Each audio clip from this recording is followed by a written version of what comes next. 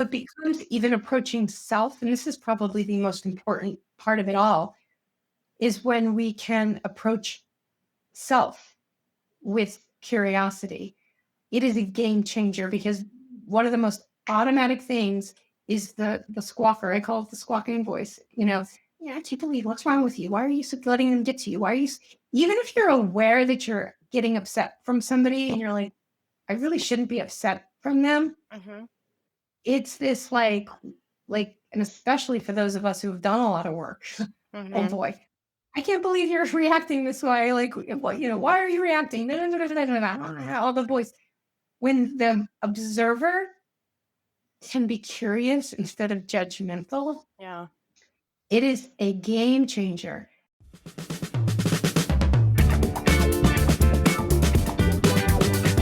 Welcome to Leading Veterinary Teams, the podcast for people-first leaders in veterinary medicine who are ready to ditch the burnout script and lead with purpose. I'm Suzanne Thomas, veterinary technician, executive coach, and fellow leader in the trenches. Around here, we talk real-life leadership, boundaries, influence, team culture, and what it actually takes to build happy, high-performing hospitals. No fluff, no guilt, just the truth, some tools, and maybe a little tough love. If you're ready, let's get into it.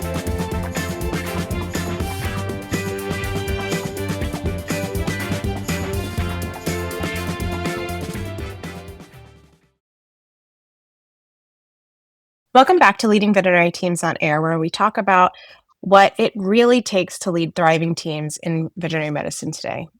I'm joined by someone who you may recognize if you tuned into our October Veterinary Business Institute panel from Stuck to Thriving. Dr. Jennifer Edwards is a veterinarian, leadership and energy coach, and certified success principles trainer who helps leaders reconnect with purpose, resilience, and alignment.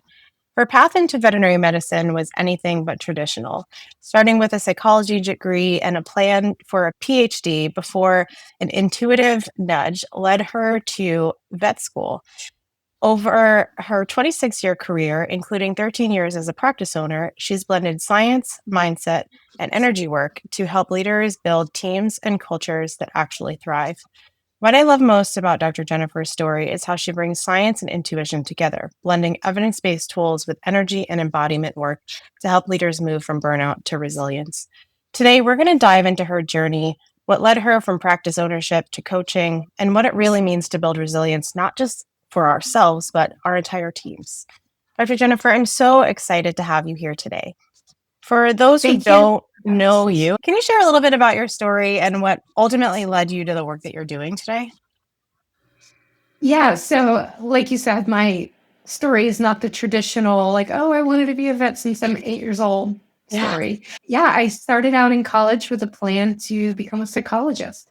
And since I was a very young child and all through growing up and adolescence, I had I don't want to call it like a fascination. I think some of it wasn't even conscious, but an interest in people and how our minds work. I also just, for some reason, just knew and understood things that other people just seemed not to, and I don't know why. So as I grew, I went to college, switched majors about 5 times, and ultimately landed in psychology. And for some reason, senior year of college, one day I was driving down the road and I just got this message that said, go to vet school. And honestly, if I had not lived in a town that had a vet school, I don't know that I ever even would have thought of it. But I always loved animals. I hadn't even taken biology. I literally had nothing that I needed. So I graduated and went back undergrad for 2 more years, did all the things, and ultimately went to vet school. And off I went in my career. That's wild. That's wild. I actually always thought I was going to be a psychologist. So it's interesting that we have a similar kind of interest in, at least in the beginning. I didn't find veterinary medicine until well after my first bachelor's degree. And so it's interesting how similar, right? Like I was always really interested in people. I was always like finding those things about like human behavior and why do people do the things that they do? Why do people make the decisions that they make? And like, I was really interested in the way that the human brain worked. And so I was always really drawn to psychology. And then I actually switched to business. But yeah, it's funny how those things, it's like kismet. We're placed where we're All supposed to works be out. when we're supposed to be Right. there. Supposed to. Absolutely. Yeah. You went to vet school and then you owned a practice. And then somewhere down the line, you decided coaching. How did that come to be? Well, what happened was that while I went to vet school and in 2007, I started a practice from scratch and ran that and grew it for about 13 years. Along that way, however, I never stopped studying people. So I call it an interest. It's probably more of like an obsession with transformation, self-development, leadership, just kind of really understanding what's going on behind the scenes and in our minds, our brains, and spiritually and energetically as well. And I was studying that all the way through, taking lots of courses, weekend programs, retreats, working with coaches. I worked with coaches before coaching was a thing, and working with even with consultants who I would bring in to analyze the business part of things, and that was another kind of form of learning and growing. Yeah. And so what would happen is I would, come from whatever weekend I was at, and there was the next staff meeting, and my teams would always laugh. They're like, "All right, what'd you learn?" The next staff meeting was always, teaching whatever I had learned and bringing some of these concepts into our team and our practice. And so ultimately, fast forward, I sold my practice in January of 2020, and was kind of looking at what's next. And everybody said, "Oh, you should be a coach. You should be a coach." Because I, of course, coached all my employees and clients.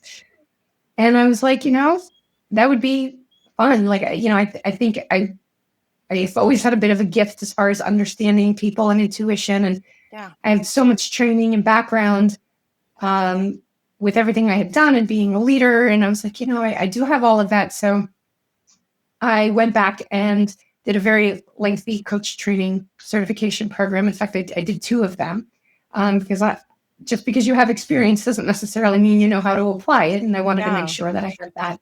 So I got, several different certifications and decided to become a coach. And so I, focus on leadership and energy, which go hand in hand. I like to call it conscious leadership. And that is, whether you're in a position of leadership or just leader of your family, leader of your life, leader in your community, we're all leaders. And when we step into and embrace that leadership, we really have so much more power of creating a life that makes us happy and fulfilled. And that's what I do. That's awesome. I've seen that you talk a lot about resilience, but not just as endurance, as energy management. Can you unpack that a little bit? Yeah. Well, the term resilience, in a broad sense, just means able to withstand, right? You're able to have longevity.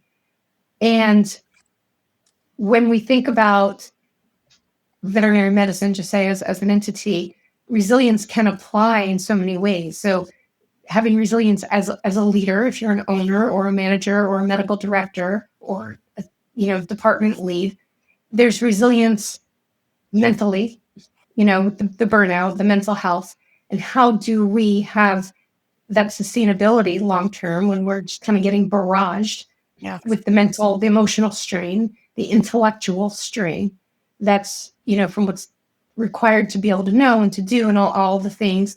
And of course, you can't forget physical because it beats our bodies up in a lot of different ways as well. The standing, the sitting, the lifting, squatting, standing. It's brutal.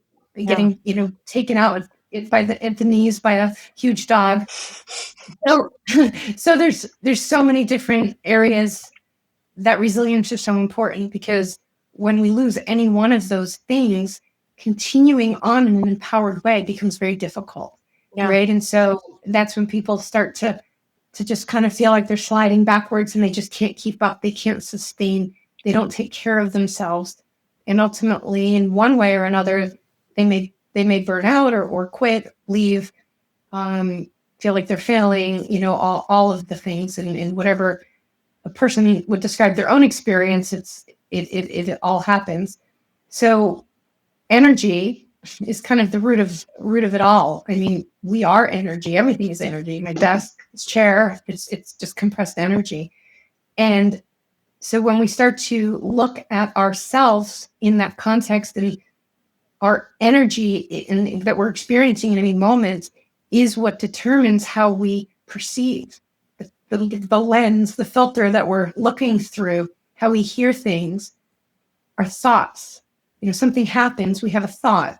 That thought creates a feeling. That emotion or that feeling then dictates what we're going to do or say in action, right? And ultimately, our actions create our outcomes. Uh-huh. And the way I see it is we're all kind of sitting here in a bowl that I call our life.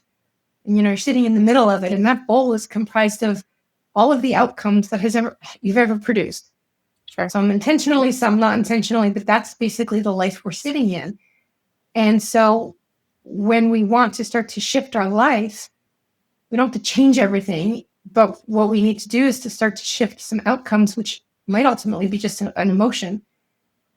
But when we just focus there on actions to try to shift outcomes, it's kind of the end of the road. So without backing up the bus and going over there and starting to shift our energy, what's going to happen is we focus on actions and outcomes.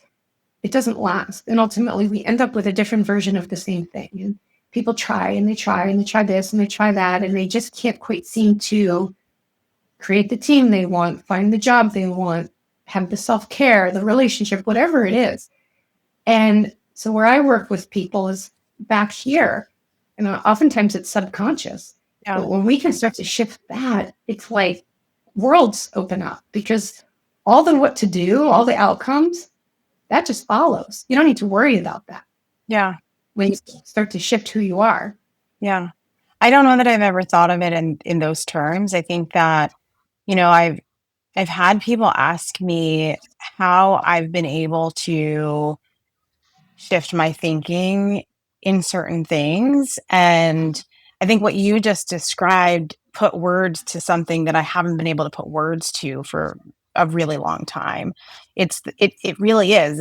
It's an energy shift. It's this, instead of having this negative energy, and it's not a toxic thing, right? But it's this, instead of having this negative energy or this negative outlook towards whatever the thing is, it's this, maybe for me, obnoxiously positive outlook on the fact that it's going to work out no matter what happens, because I'm involved in it. So I've just been able to put in such positive energy towards things and not allow that external influence to change my opinion of either myself or what I'm doing. That I have, whether it's stuff on the wall that is just constantly saying like, you're amazing, so that I believe it eventually. Now I don't have to do that anymore because I believe it. Right. And so people are like, how do you get to that? I'm like, oh, it's like 10 years of doing that work, right? It didn't happen overnight. But now that I'm in this space where I know for a fact that because I am involved in it, it's gonna be great.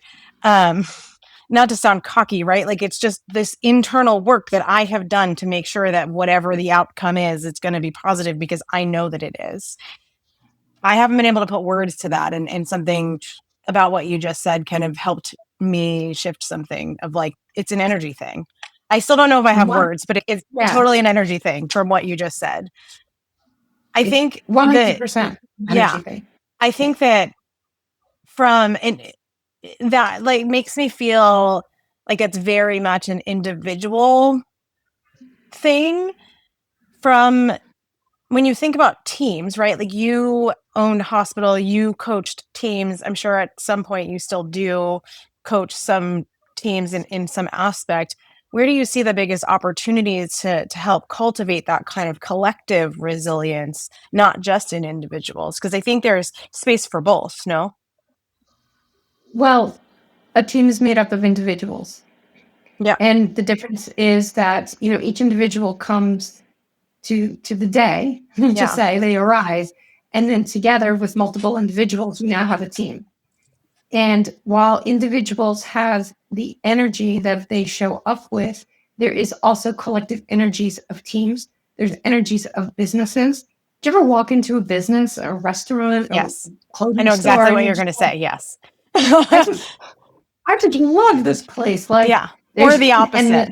Yeah. Or the opposite, right? Uh-huh. But the servers are all similar in just how it's not like what they do or what they say, it's how they are. Yeah. Right? It's who they be in the moment. Yeah. Or like you said, in the opposite, where you're like, there's something like I was in Colorado a couple of weeks ago. I was in Colorado with some friends. We were in Boulder for a day. We walked into a coffee shop and it was very cute, but there was something about it. I was like, let's get our coffee. I got to get out of here. There was something about it. Like it just didn't have the right vibe. Yeah. And so when you start to look in veterinary practices of the culture, that is basically the collective energy of the individuals that show up every single day and more heavily weighted from leadership, right? Because leadership has more of an influence or a say. Yeah. But it is not just in the leaders, right? Because how many leaders do we know that try very hard to shift culture, but they feel that they hit a wall with it, right? So it's helping the individuals to understand themselves, to understand their own energy, to also help them understand, what do you want? Because if you don't actually want to be part of a thriving team, a cohesive team, a collaborative team, then maybe you're just not a fit here. Yeah. No judgment. It just might not be a fit. Right. So once people start to understand their energy as a concept and their own self, so that they can proverbially pause at that threshold every day and choose the who of them is going to show up, then we can start to shift the collective. Because like I said, even the business has its own energy. And part of that also then, like I said, comes to leadership, which is part of the reason I'm so passionate about leadership, partly because of my background, but partly because I see the trickle-down effect. Yeah. There's so much work in burnout. So many of my colleagues and your colleagues are doing such amazing, incredible work, helping people with burnout and all of this. And for me, like where my interest is, like, if we can create conscious leadership so that we start to shift environments and cultures and experiences so that people are more supported, perhaps we can lessen burnout in that way, and also help keeping the leaders from burning out. Yeah. Because that's another problem. Yeah. But it really is a combination of individual kind of, and then into the collective. Yeah. But and it's so multifaceted, but for me, it's fascinating. And everybody has a responsibility to show up as their individuals as they come to the group. I speak often for the company that I work for, and almost every year we have a meeting where all the managers come together, and without fail, they will hear me talk about the thermometer and the thermostat. And I don't know if you've heard that before, but it's how do you want to be, right? Do you want to be the thermostat, which sets the temperature of the room, or do you want to be the thermometer, which goes up and down with the temperature of the room, which essentially is the energy, right? It's the same thing. So it's interesting. It is. And for me, and this is a perfect example. First of all, I love that metaphor. Yeah. When we did our panel, you said, did I say that? I loved it. I literally say it all the time. It is there's no interpretation. It's very obvious, but it says so much. Yeah. And here's part of, for me, where I kind of, when I say I kind of go a little bit deeper with people, because what happens so much is that people don't know how. they can't help it. You know, whether it's a leader, because every veterinarian is a leader. I mean, if you're an associate, if you're working with a team, you're a leader. If you're a veterinary technician and you and your coworkers are getting a dog ready for surgery or prepping appointments, and you're like, hey, like, would you mind grabbing those vaccines? In that moment, you're influencing anybody ever. You're a leader. So really, there's nobody in the practice who isn't. But what happens is that people don't know how. They don't know why. Like, they may say, I want to be like that. Yeah. There might be even a little part of, some people have very little self-awareness, but some people actually have more than other people think they do. But they just can't, they don't know. They don't know what they don't know. And they're like, oh, I did it again, or I really don't want to gossip like this. And they find themselves in the break room gossiping. And then they go home and they feel bad, or the veterinarian like snaps at her team. Like, I coached a veterinarian, and she's like, I just can't not. She's like, and then I spend the rest of the day beating myself up because I got short with people, because when I get stressed, that's what happens. And I'm like, well, of course it does. And so there are so many out there that are toxic or bad or negative energy, right? That in their hearts, they want to do better. They want to show up better. And so we can all say all day long, choose your energy and shift how you are. But when people don't have access to that because of subconscious things that are driving the show, if that's driving the bus, you can want all you want to change. It's very difficult. Yeah. And so that's where getting help comes in, right? Whether it's from a coach or a program or whatever, is having somebody else be that mirror, because it's so much more simple than people think and so much more accessible. Yeah, that's a really good point too, because I think that one of the things that I've done a lot of work on, and something that I talk about a lot, is when I feel this, it is a trigger for, I just talked about this the other day, when I feel this feeling, somebody says something, it triggers something, I feel something. Now that feeling, that judgment, right? I say a lot that, be curious, not judgmental. When that judgment, I'm not perfect, right? Just because I tell people to be curious and not judgmental does not mean that I am like no longer judgmental. I don't judge anybody. I'm perfect. Please, right? I'm human. I'm a New Yorker. I judge people, right? But I don't outwardly judge people, because once I have that thought, I have like retrained myself that is a judgmental thought. So I don't say it. I stop. I'm like, okay, Suzanne, you're having a judgmental thought. That's my trigger to ask the curious question, right? I have retrained myself through work, through coaching, through conversations, to find out what that trigger is, having people around me when I'm being judgmental to call it out, to say, hey, I thought you didn't want to be judgmental. Like, damn, I'm doing it again. You know what I mean? And so it's being able to have that safe space, that safe person, that safe whatever, to be able to catch yourself, to learn, and be able to then, whatever that is for you, whatever that situation is, to be able to learn the how. You're right. Absolutely. Yeah. Yeah. And that takes practice. That takes, let's just say it takes a level of self-awareness, but more importantly, it takes the commitment to self-awareness, right? Because self-awareness is not like, oh, here it is. I'm self-aware. If only. If only. Yeah, it's hard work. We can go buy it on Amazon. No, it's a lifelong journey. It's a way of life. It's this constant cultivation, because as soon as you're self-aware, then there's something else that rises up that you're like, oh, what is that? Yeah. And so it becomes even approaching self. And this is probably the most important part of it all, is when we can approach self with curiosity. It is a game changer, because one of the most automatic things is the squawker. I call it the squawking voice. I can't believe, what's wrong with you? Why are you letting them get to you? Why are you, even if you're aware that you're getting upset from somebody and you're like, I really shouldn't be upset from them. It's this like, and especially for those of us who have done a lot of work, oh boy, I can't believe you're reacting this way. Like, why are you reacting? All the voice. when the observer can be curious instead of judgmental, Yeah. it is a game changer, because feeling judgmental, feeling sad, feeling angry, feeling just irritated because everybody's annoying is not bad, and it's not wrong.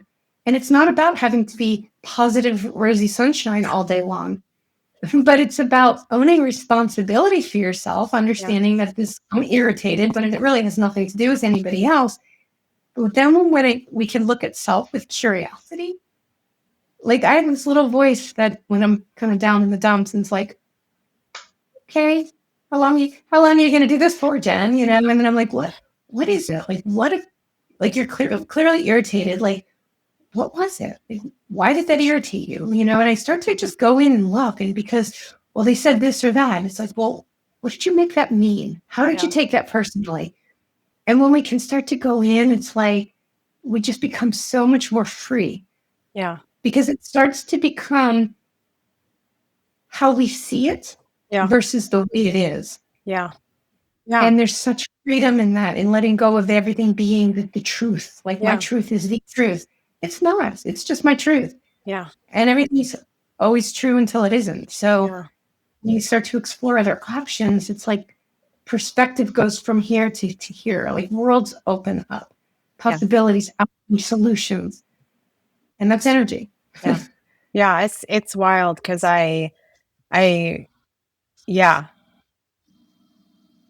at risk of not going too far into what's going on I'm going to cut this, because I'm should talk about my personal job on this at all, but at risk of not going too far into my personal job, I don't talk about my my corporate job on the podcast really at all, because that was discussed that I don't do that. But yeah, there's quite a bit of that's happening personally for me right now, where I find myself getting really frustrated with someone in my life, where I have had to like sit back and be like, Suzanne, what is it about this person? Like, and it, for a while it was like, it's this person is just not a good person. This, like, I was just putting it on that person.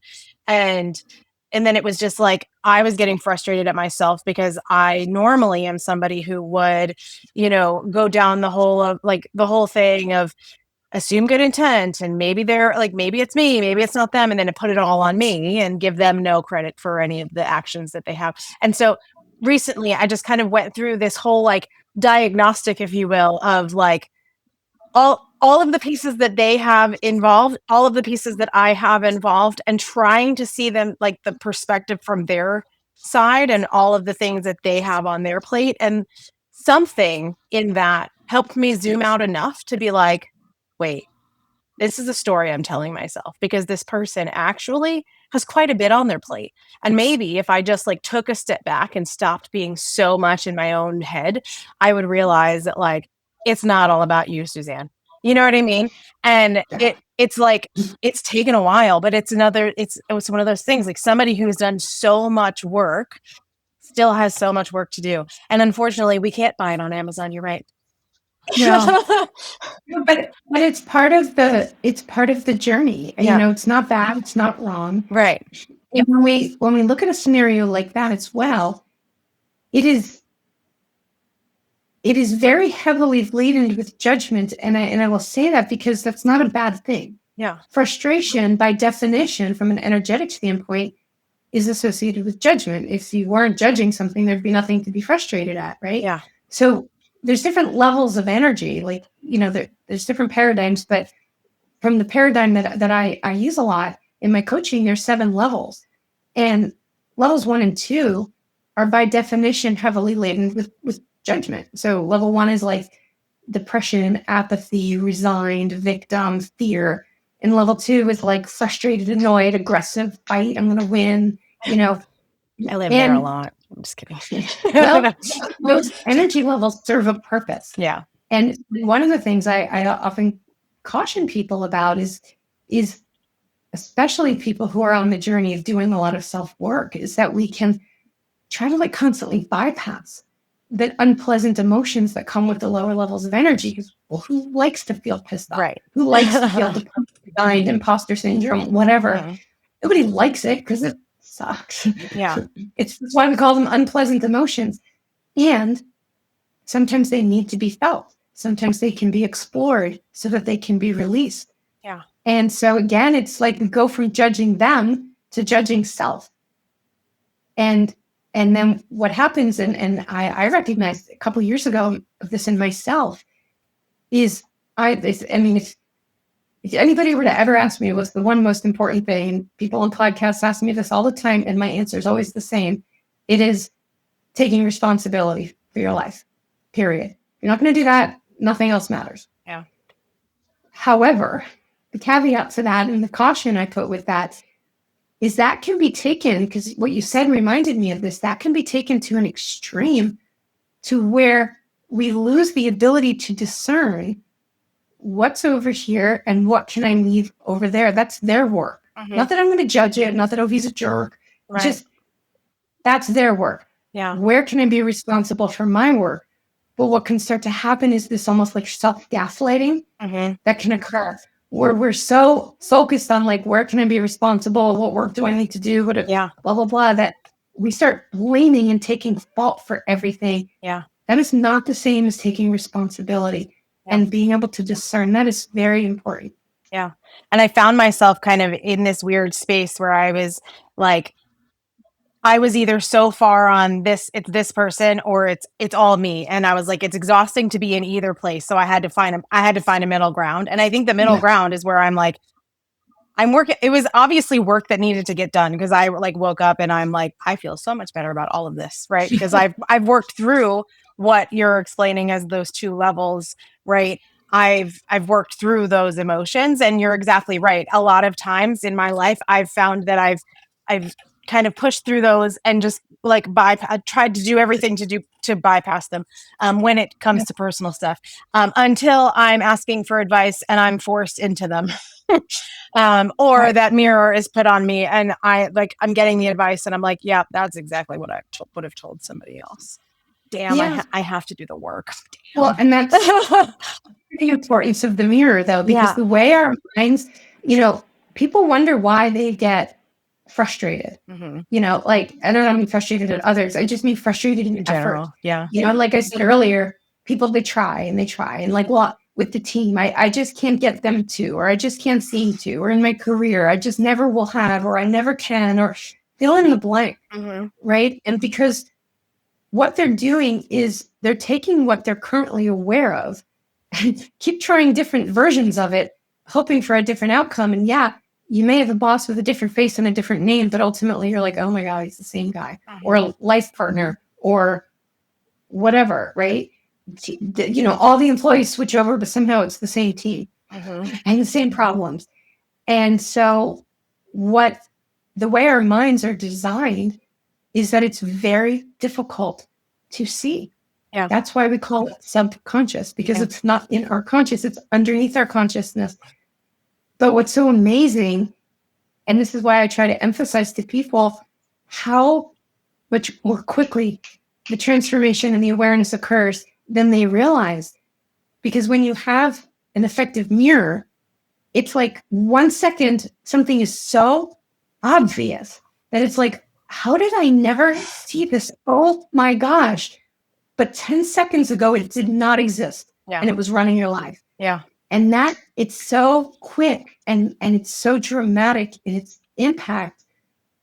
But we often need others to be that mirror for us, because when you're in it, you don't see it. Yeah, 100%. And that's what it was, right? Is that I had that ability to see what was going on because I was so resistant to getting the mirror, if you will. And then I finally asked the right question.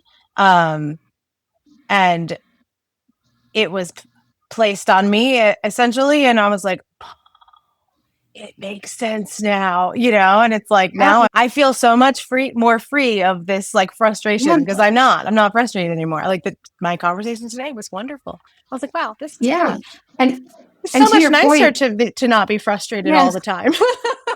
It's much nicer. But also to your point, and this is important for people to understand as well, that sometimes we're just not there yet. Yeah. Like when something like just happens and the person pisses us off or the circumstance happens and like we're just in the muck.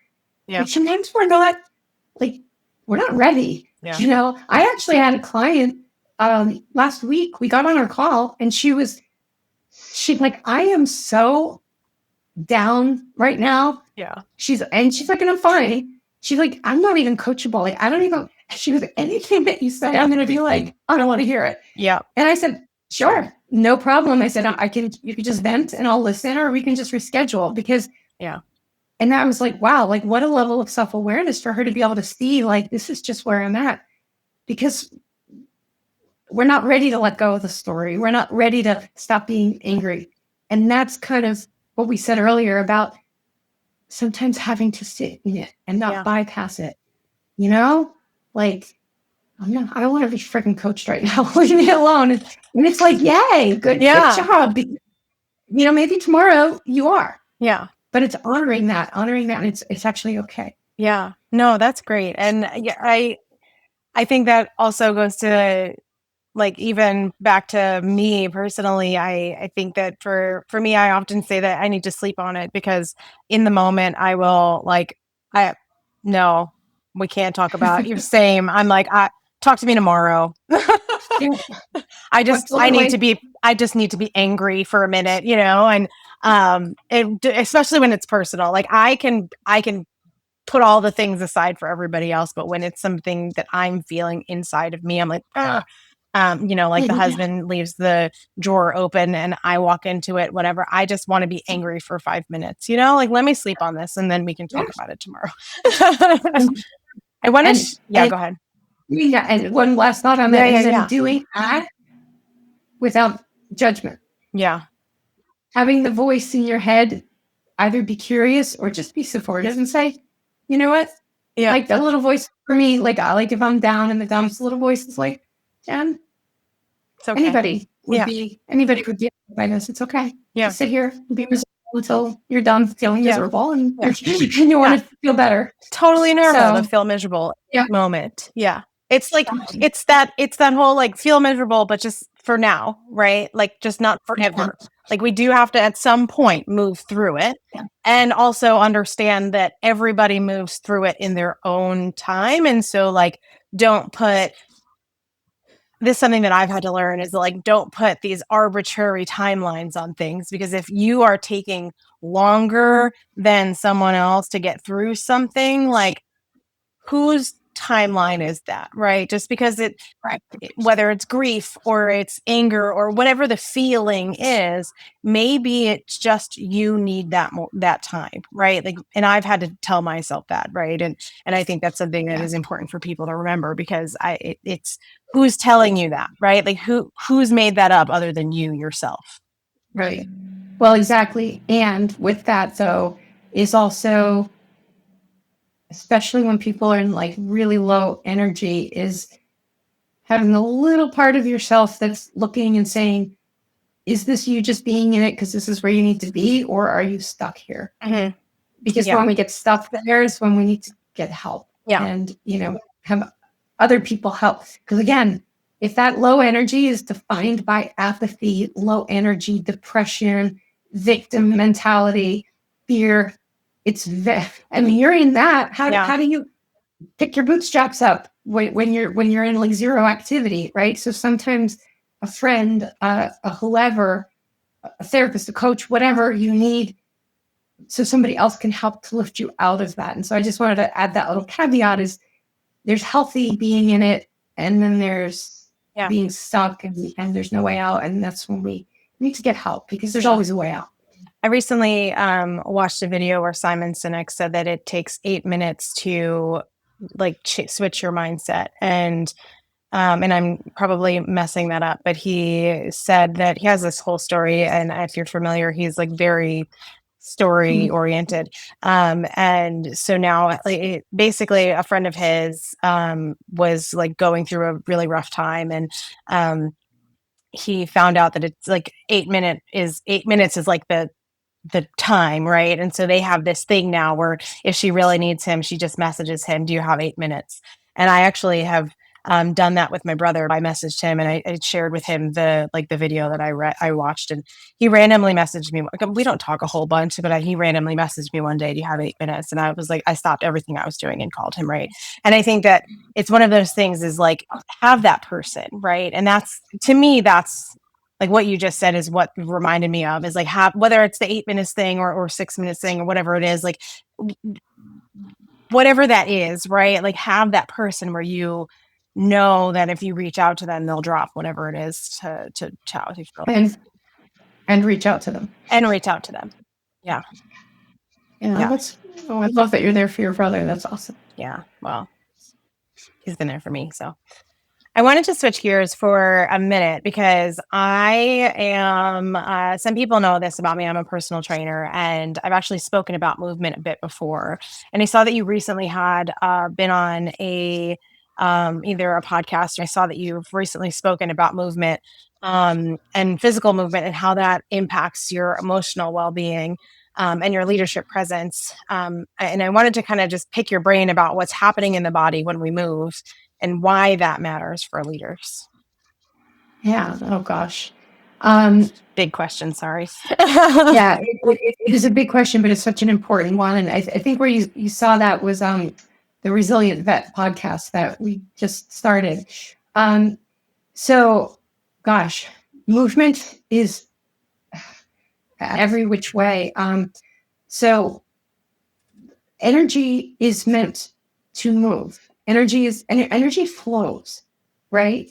And energy is constantly flowing in through, and our energy field is far beyond the border of our physical body. And it flows down and around, and it flows up and around. And when we are stagnant, our energy can also become stagnant. So even if you go outside, like I used to just walk the parking lot when I owned my practice, I'd have like 10 minutes and I would just go walk the parking lot. Because that physical movement, from an energetic standpoint, it gets things flowing. Emotions are energy in motion. And so again, physical movement helps the release of emotion. It helps things to be moving. Mm-hmm. And then there's also just the downright physical effects on your muscles, your blood, your veins, the lymphatic drainage, body, healthy body weight, like all of it. It's critical to move throughout the day. I used to, and there's so many things you can do. Like I used to be in treatment and I'd be waiting to go into surgery, and I would just be like doing some yoga poses, forward folds, squats. I'd just go up against the wall and like lean and stretch. Or I'm, you could just do jumping jacks in the surgical prep room. Like there's a lot of ways throughout the day. They're not ready for your next appointment. Yeah, walk up and down the hall a few times.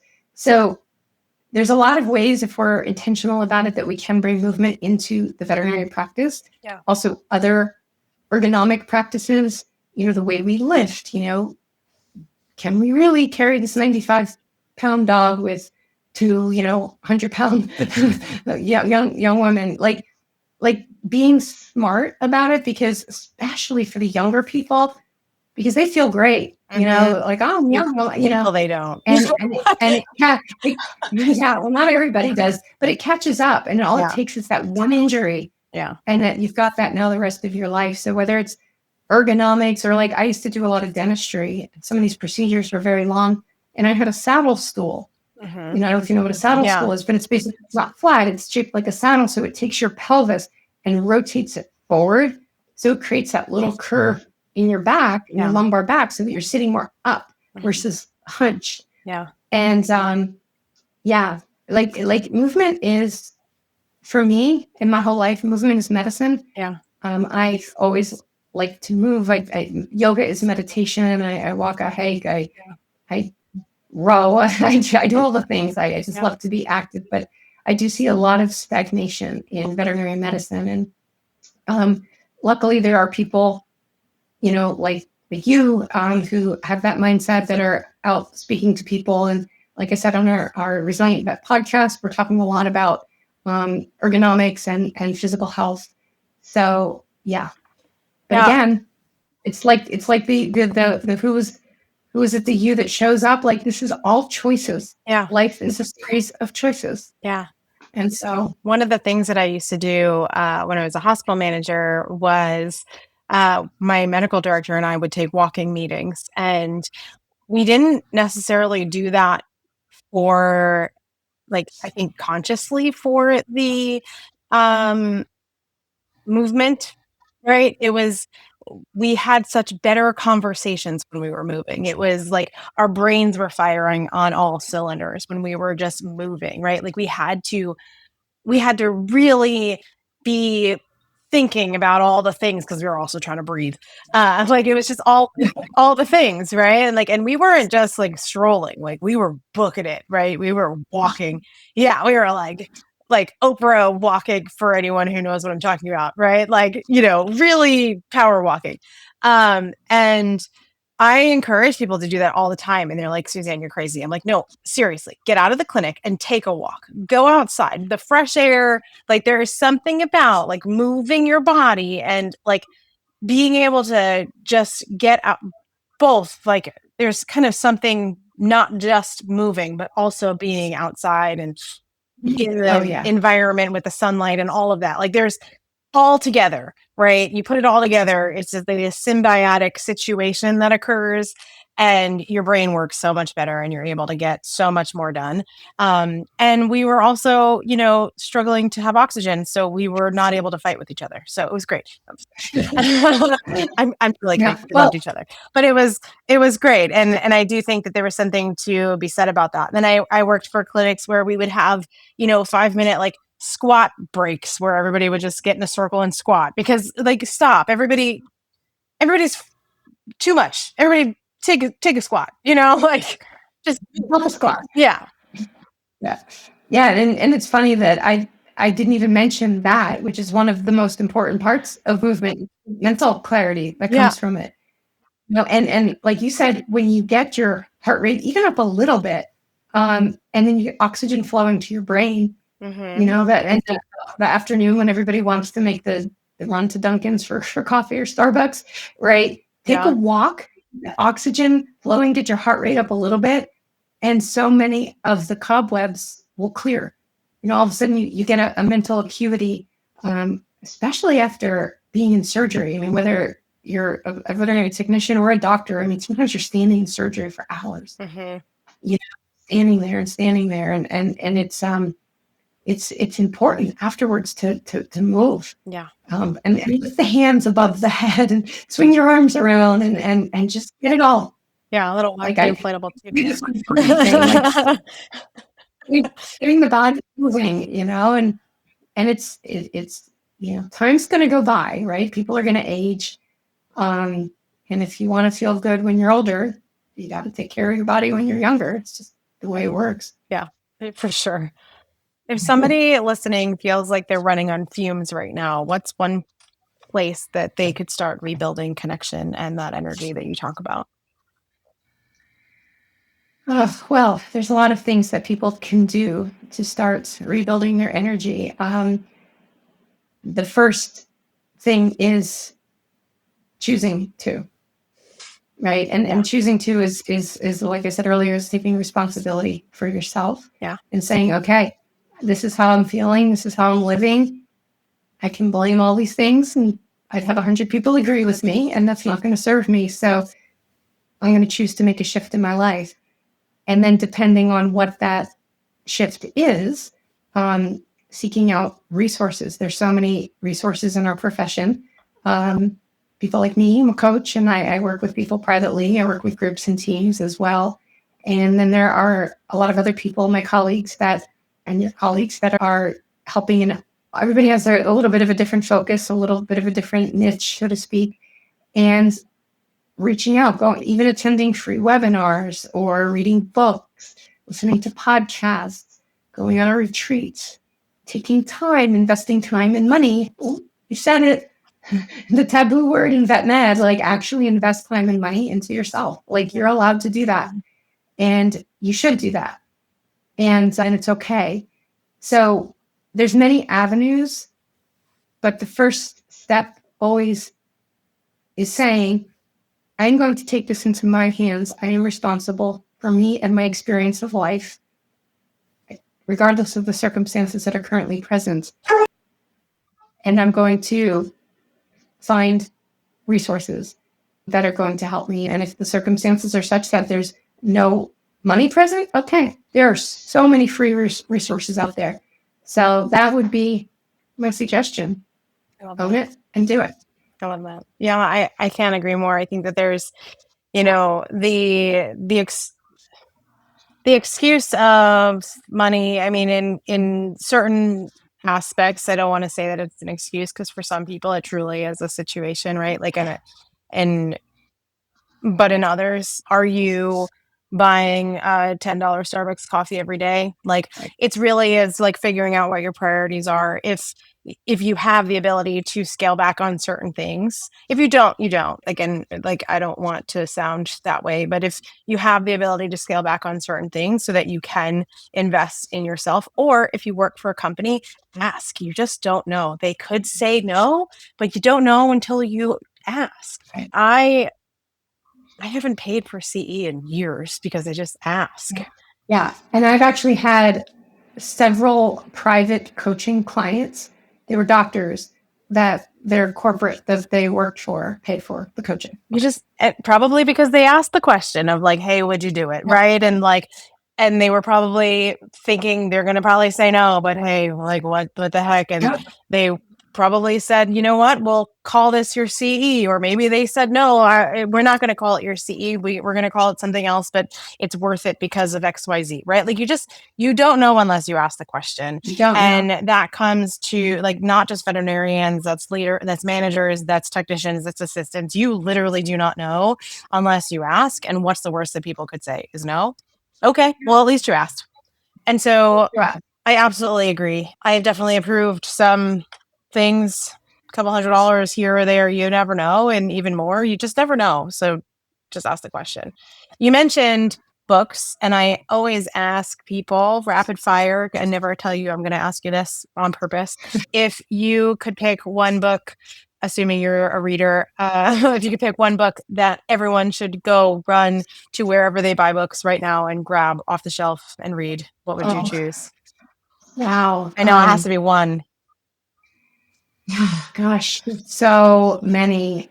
What you reading right now? I have like piles. I see the books behind you, so I'm like, just some of the books that have had the biggest impact. I do a lot of Joe Dispenza's work, and I love the book Breaking the Habit of Being Yourself. Okay, that's like really understanding yourself at the quantum level. Yeah, and really understanding that you have the power to like literally change your life. I love that. So I love that. I also, I'll say two, because this one that always comes up for me is Loving What Is by Byron Katie. I read that one years ago, and it is the ultimate of getting out of your story, because 99% of everything that we experience is our interpretations and our stories and our beliefs and all the things that are running the show subconsciously.